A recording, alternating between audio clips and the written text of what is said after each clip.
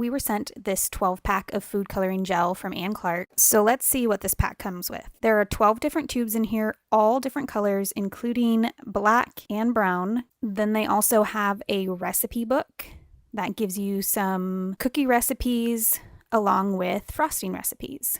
They also have a QR code on the side of the box that takes you to their website and gives you a mixing chart, which makes it really easy to mix up your frosting to the intensity color that you want. And a bonus, they have some tutorials on how to decorate and inspiration on there, so that's really cool. As you can see, you pretty much have the whole rainbow, so you're going to be able to make just about any color you want.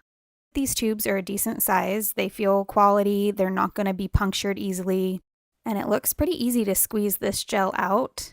Not too liquidy. Seems like this will be a super easy process. I'm really loving all of the different colors.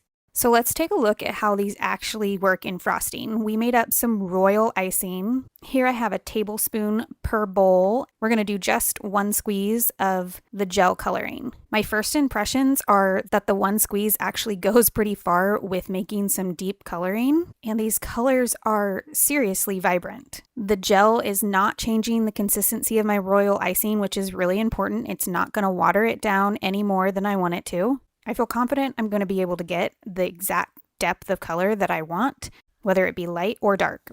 I think you can tell here these really are pretty vibrant, beautiful colors. One thing I really loved was the different hues of blues that they gave us. So whether you're working with sky or water, you're going to get the color that you want.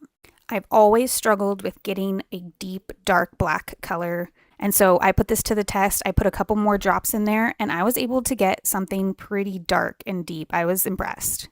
Here on my horse, you can tell the black shows up nicely, and I was able to get 2 different colors of brown depending on how much gel coloring I used.